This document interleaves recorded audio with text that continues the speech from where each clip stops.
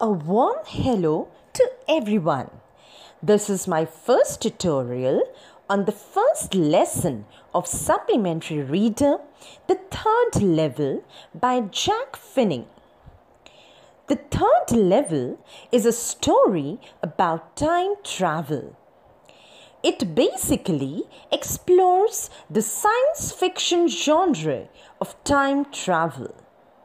The author, Jack Finney, the recipient of the World Fantasy Award, has interwoven fantasy with the reality in the most futuristic projection. Also, two of his novels, The Body Snatchers and Good Neighbor Sam, became the basis of popular movies. Before I begin, I would like to ask you one question. How many of you have seen the movie The Chronicles of Narnia? I'm certain most of you must have. So, if you remember the movie, the little girl in the movie hides in a closet, and from there she finds a way to Narnia and goes back to that time. Another aspect that I would highlight over here is related to the two quotes that you see on the screen. So, when we talk of teenagers or children, they basically desire to grow up quickly, become an adult, and live in the future. On the contrary, when we look at the adults, they are sometimes so bogged down with the stress and pressure in their everyday life that they cherish the desire to relive their childhood or to relive their past.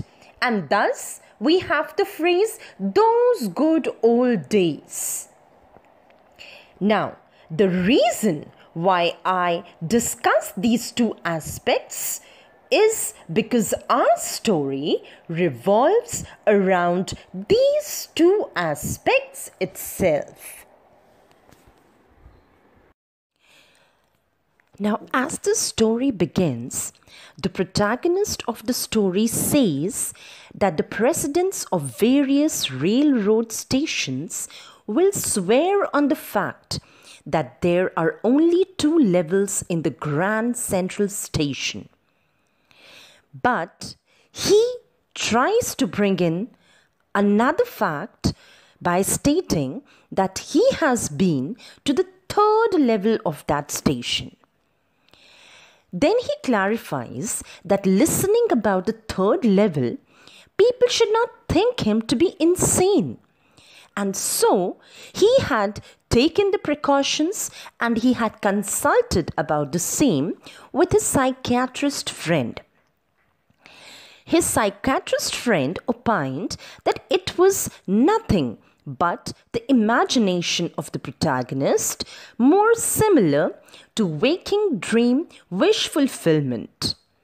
He further explained that the protagonist was unhappy and wanted to escape from the insecurity, fear, and worries of the modern world. It was further pointed out by the others that the stamp collecting habit of the protagonist was also a means to escape from the pressures of life.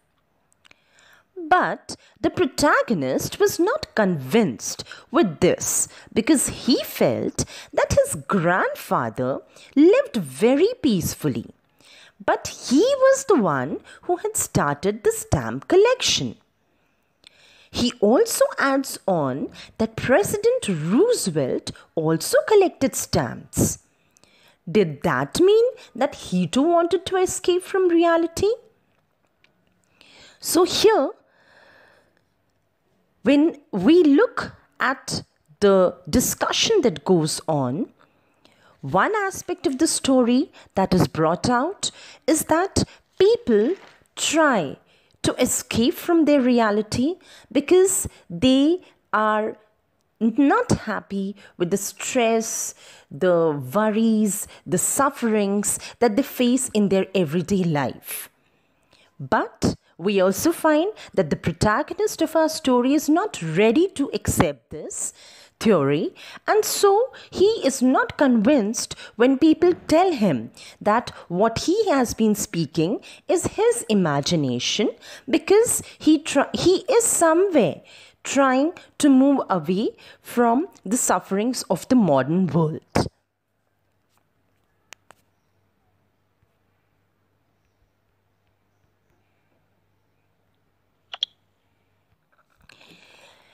Now, in this part of the story, the protagonist narrates about how he discovered the third level in the Grand Central Station.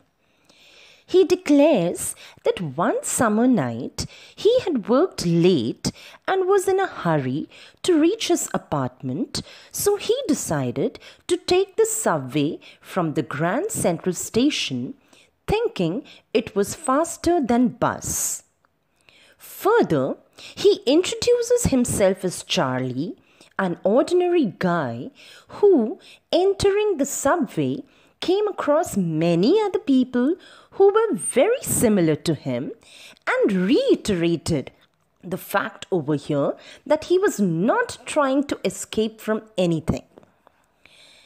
Now, going back to the night, Charlie says that he entered the Grand Central Station, crossed the first level, walked down another flight of steps, and while heading towards the subway, got lost. Charlie further adds on that he has been to the Grand Central Station hundreds of times, and most of the time he came across new doorways, stairs, and corridors. He also shares instances when once he got into a tunnel about a mile long and strangely came out in the lobby of the Roosevelt Hotel. And another time he came up in an office building on the 46th Street. So the only purpose of narrating these instances is that Charlie tries to convince the people around him that whatever he has experienced is something real and not fictitious.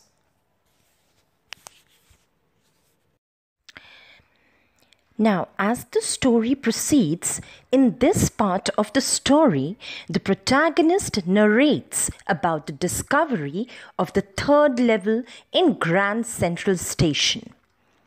He declares that one summer night he had worked late and was in a hurry to reach his apartment, so he decided to take the subway from the Grand Central Station, thinking it was faster than bus.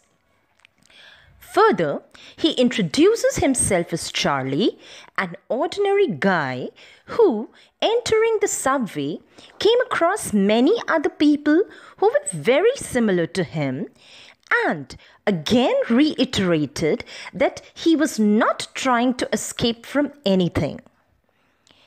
Now, going back to the night, Charlie says that he entered the Grand Central Station, crossed the first level, walked down another flight of steps, and while heading towards the subway, got lost. Charlie further adds on that he has been to the Grand Central Station hundreds of times, and most of the time he came across new doorways, stairs, and corridors. He shares instances when once he got into a tunnel in the Grand Central Station that was about a mile long and strangely came out in the lobby of the Roosevelt Hotel. And another time he came out in an office building on 46th Street. So the main purpose of narrating all these instances was that Charlie wanted the people around him to believe that whatever he has experienced was something real and not fictitious. Now, Charlie bears the notion that he has to make it clear to the readers that he is neither insane nor he's trying to escape from anything. So, through a comparison, Charlie brings it out that the Grand Central Station is growing like a tree, and all the new corridors and staircases present in the Grand Central Station are just like its roots. He brings in his imagination, stating that there could be a long tunnel that runs under the city and it could have openings to Times Square or maybe Central Park. Further, defending himself, he says that it's not only him, but there could be many others who have gone through the tunnel and would have tried the new exits. Charlie now describes the scenario at the third level. He says that as he walked down the corridor, he did realize that something was wrong, but still he kept on walking.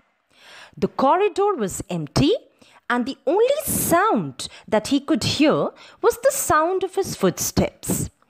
Suddenly, he heard the sound of people talking. The corridor turned sharp left. He went down a short flight of stairs and was surprised to find himself at the third level. Now, when he observes this level, he finds that the rooms here were smaller.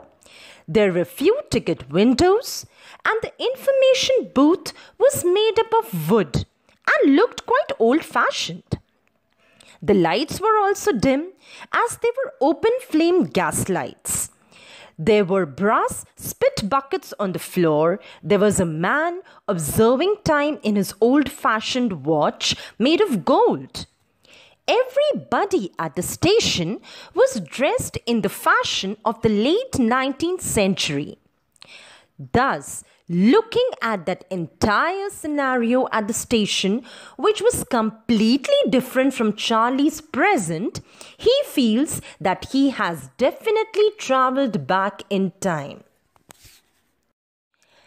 In order to confirm his thought of traveling back in time, Charlie glances at the copy of a newspaper, The World, dated June 11, 1894. The newspaper builds in his assurance as well as his fascination. Now, when Charlie gets the final proof of being in the past, he is happy and tries to grab this opportunity. So he decides to buy 2 tickets, one for his wife Louisa and one for himself, in order to travel anywhere in United States, and chooses Galesburg, Illinois as his destination. According to Charlie, Galesburg, Illinois is a wonderful place in the present scenario.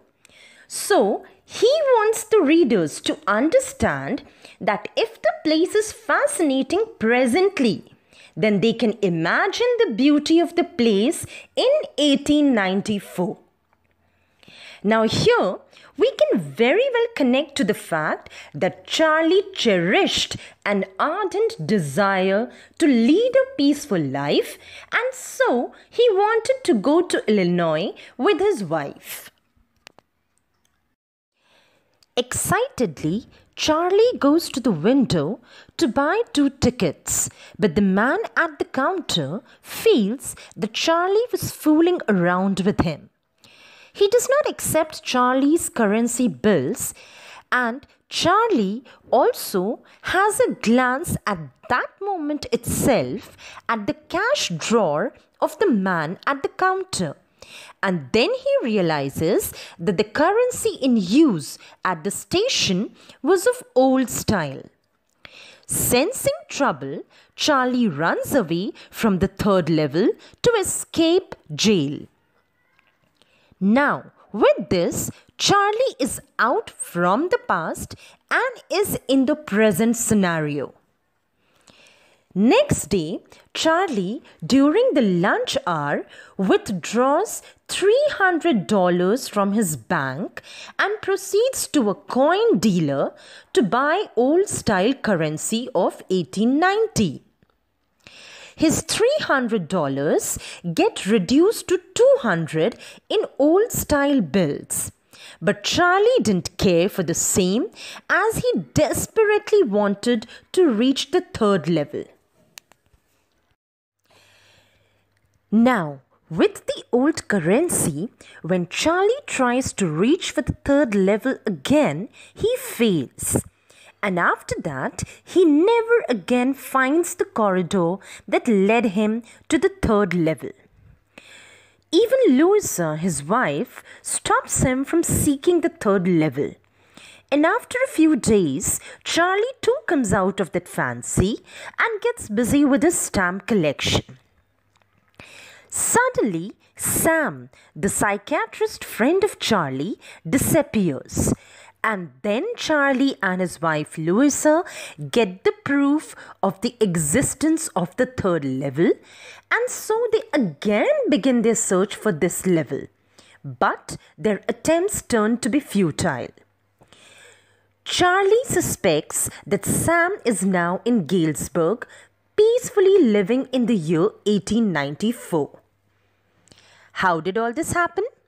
Now let's come to the mystery behind this. We already know that Charlie had carried forward the stamp collection from his grandfather.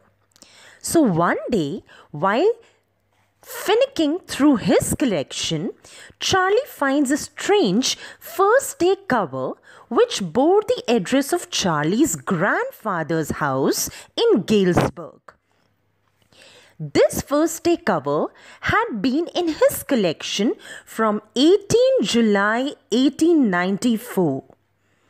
Also, the first day covers are generally blank, but the envelope of this first day cover contained a letter. Charlie reads the letter and gets to know that the letter was from his friend Sam.